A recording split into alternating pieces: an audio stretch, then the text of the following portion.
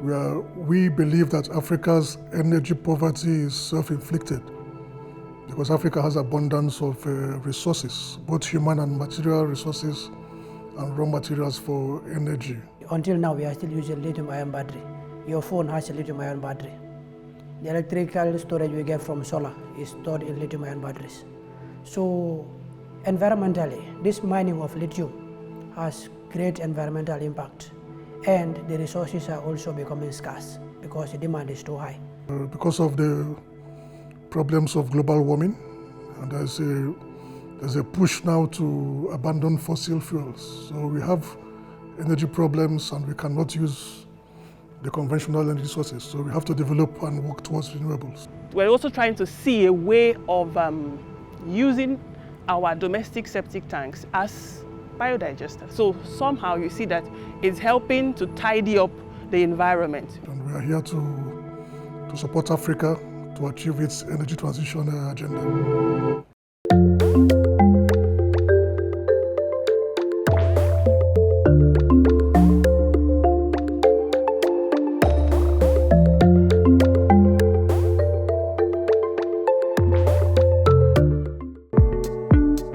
In the year 2017, my research group called the Electrochemistry and Material Science Research Unit collaborated with Biologic Science Instruments of France and had a workshop here in Futo. We tagged it the role of electrochemistry in Africa's economic development.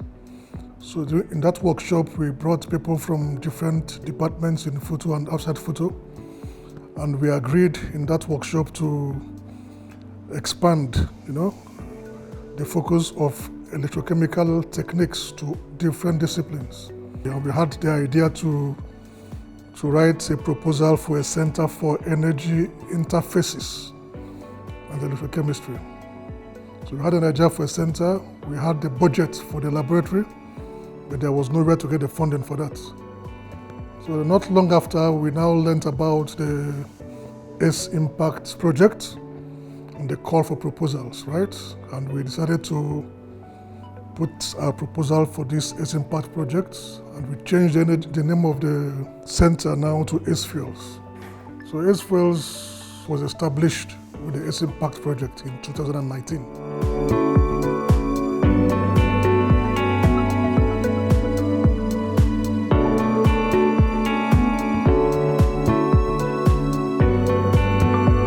The presence of AC Fuels is helping us deliver on all three key mandates: teaching, research, community impact. Programs we are now able, through the hybrid teaching platform, to attract, train, and invest in students from different parts of Africa.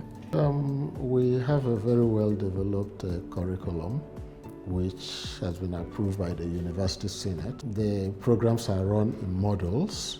They are done in such a way that the learning approach will be student-centered. We allow each module to be done the whole day because there will be a lot more interaction. Students are also required to do what is called a mono review and write a report on it, which is a part of the assessment. They are also given assignments.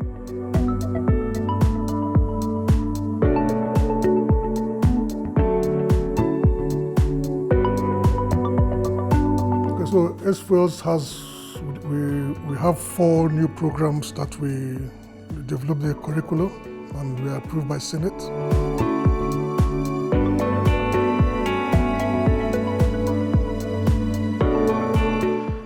For the PhD program, you need a good MSc in any of the sciences to be admitted into the program, while for the MSc, you need a minimum of 2.2 in any of the sciences or engineering to be admitted to do our programs. Yeah.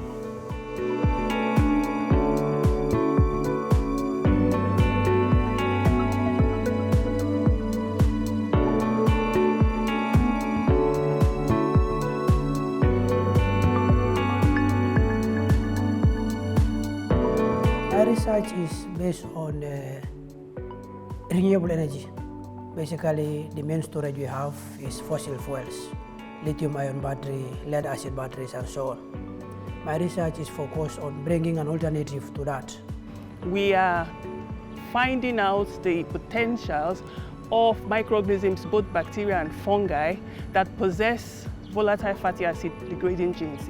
Biogas production, it's a new technology that is ongoing in Africa now. It's sustainable, it's renewable, it's green. But the first challenge and the major challenge is that over time in a biodigester, the biogas keeps producing, and at a point, many people that use it, they find out that after some time, the gas production begins to reduce.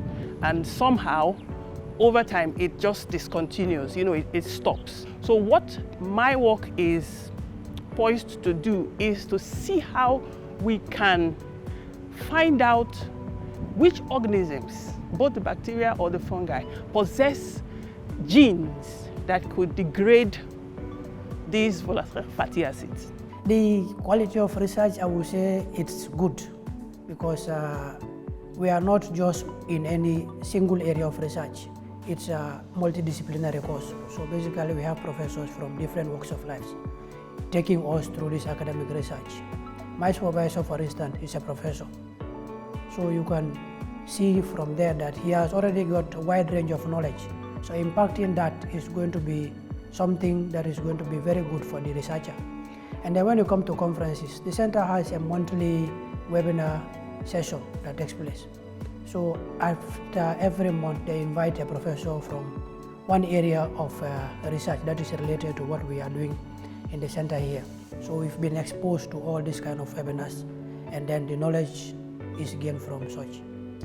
Currently, I work as a research assistant to the center leader himself, and I also double as a lab coordinator of the center. I got a lot of opportunity to work with various machines and equipment during my master's studies, and I also got a lot of opportunities to travel out, all courtesy of the center, to learn about other equipment. I could say that my experience has been wonderful. It's been wonderful, true. Number one is timely. And then another thing is there's various opportunities. I was nominated for the WASIDATE mobility program. We traveled to Ghana. It was fully sponsored, fully funded. I was able to have first-hand contact with some technologies in Ghana that, I would not have had ordinarily. So I think that's a plus to the center. And then equally, the equipment available here for work is excellent. The experience so far has been great. I would say it's been great because here I'm not the only international student. We are several of us here, and we support and learn from each other. So here in East Wales, we have a scholarship offer whereby we don't have to worry about school fees or accommodation or the rest, so we can study comfortably. I'm a Nigerian student and I'm on partial scholarship. The scholarship takes care of my tuition, and I am equally entitled to a research fund, which was given to me. It's part of what I used for my research.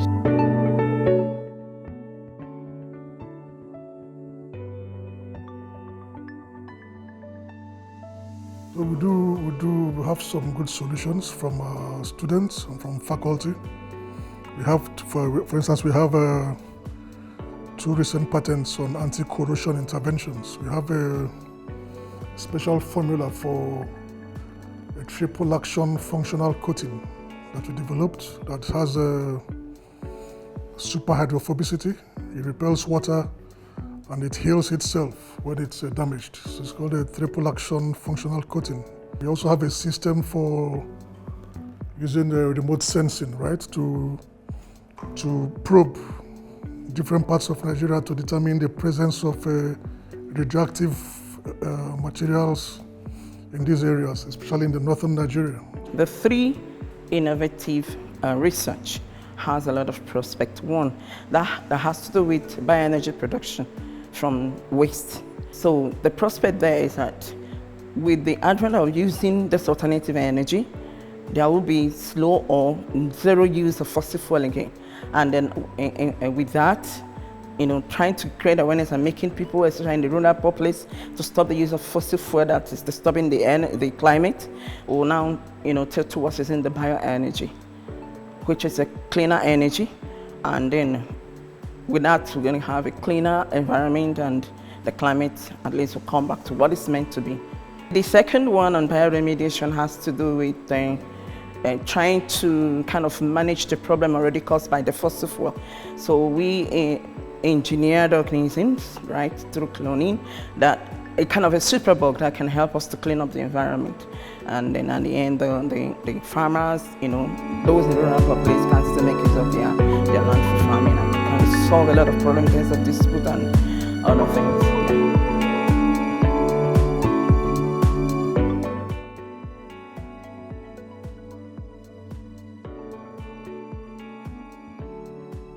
We have close to, in terms of academic partners, in Nigeria we have about 15 of them. Internationally we have 42. Then there's a company in Nigeria that is, it's called Faulty Technologies.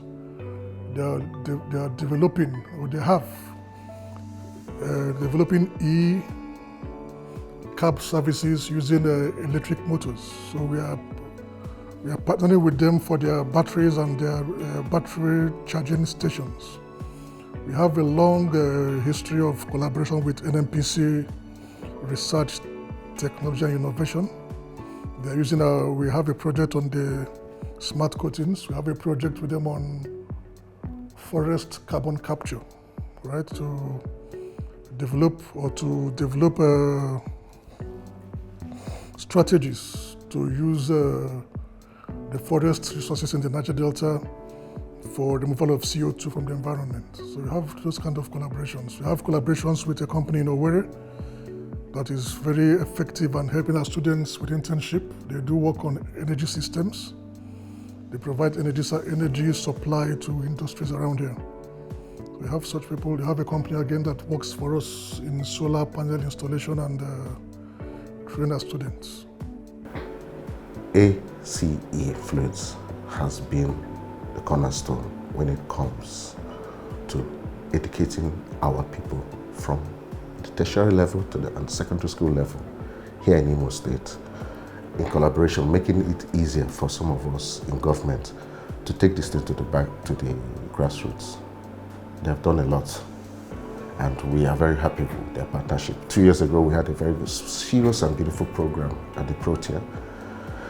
The speakers educated us, and that was where, from there, we initiated the Hope Green Initiative 2.0, which has to do with how we can reduce our carbon imprint, not only in hotels, but try and gain carbon credit. My first encounter with the African Center of Excellence in Future Energies and Electrochemical Systems was during the NYSC SAID camp, which is the skill acquisition and entrepreneurship development for core members. So ACE were there, and I had the opportunity to join their training, which is about change for sustainability and how we can understand the importance and the connection between climate change, global warming, and carbon emission.